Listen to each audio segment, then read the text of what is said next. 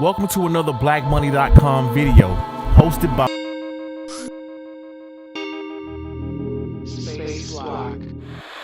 Welcome back to the channel. If you're new here, please like and subscribe. Today we will briefly discuss Litecoin's incorporation of Mimblewimble through its recently developed extension block called MWEB, which is short for Mimblewimble Extension Block. As an investor and user of Litecoin since 2017, I view this as a positive upgrade to an already solid project. If you haven't heard of Litecoin, it's almost like an identical twin of Bitcoin. All of the libraries are compatible. All of the basic data structures are the same. If Bitcoin has it, Litecoin has it. If you'd like to know more about Litecoin, check out some of my older videos. The first time I heard of MWEB was early 2019 when Charlie Lee tweeted this.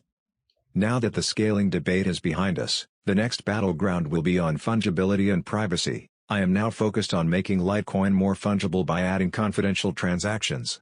But what is Mimblewimble? It's not the spell from Harry Potter, but the technology. According to Binance Academy, Mimblewimble is a blockchain design that employs a novel way of structuring and storing transactions. It's a different implementation of proof-of-work blockchain that allows for increased privacy and better network scalability. This concept was pseudo-anonymously introduced in 2016, but developed further by Andrew Polster. His 19-page document boils down to two major points: privacy and scalability. In regards to privacy, Mimblewimble ditches the identifiable permanent address. This is accomplished by creating unique signatures between each sender and receiver. In regards to scalability, Mimblewimble reduces the blockchain size with data compression. This makes it easier to stand up new nodes with fewer resources, and this subsequently makes the network faster and stronger. Trace Mayer spoke with Mimblewimble recently on this podcast. Really wild moon math like Mimblewimble. So you look at like the Mimblewimble coins and there's just no data there and there are no amounts there, and it's all coin joined and confidential transactions, and you don't even see the addresses or the amounts, and it's much more scalable, right? Because like if Bitcoin were run on Mimblewimble since the beginning, they estimated it'd be something like 7 gigabytes or 16 gigabytes. And the blockchain can actually shrink with Mimblewimble. So, man, imagine being able to run a full node on your cell phone for like your daily cash where you're holding your own private keys. Like that's some serious monetary sovereignty right there. Other people are excited about Mimblewimble, but how will Litecoin benefit from the Mimblewimble extension block? In my opinion, the biggest benefit is fungibility. According to Merriam-Webster, anything that is fungible has the particular quality of being something, such as money or a commodity, of such a nature that one part or quantity may be replaced by another equal part or quantity in paying a debt or settling an account. This is the coolest feature of cash. I'm talking about paper cash, not bank transfers. When someone uses cash, we don't have the benefit of knowing the transaction history of each printed bill.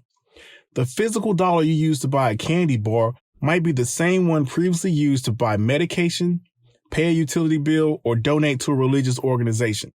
With most blockchains, we don't have that luxury. Blockchains are public ledgers that show the travel of each coin from inception. Although many users like myself are not doing illegal transactions, we still value having our privacy intact. Don't worry, bringing MWEB to Litecoin means that users will have the option to have private transactions. Don't take it from me. Listen to what the creator of Litecoin had to say during an interview with Abra CEO. Fungibility and privacy kind of go hand in hand. So if your payment is not private, then it's not fungible. There's two parts of that, right? There's the kind of the amount part where you don't want people to see how much money you're moving around. And then there's also the linkability, right? You don't want your current transaction to link to your previous transactions. He goes on to mention the idea is that extension blocks are kind of like side chains, but they're like attached to the main chain. So they're mined by the same miners. Mm-hmm. You can move coins between the main chain and the extension block. So for example, I can move one Litecoin from the main chain to the extension block. Then I have one Litecoin on the Mimblewimble side of things.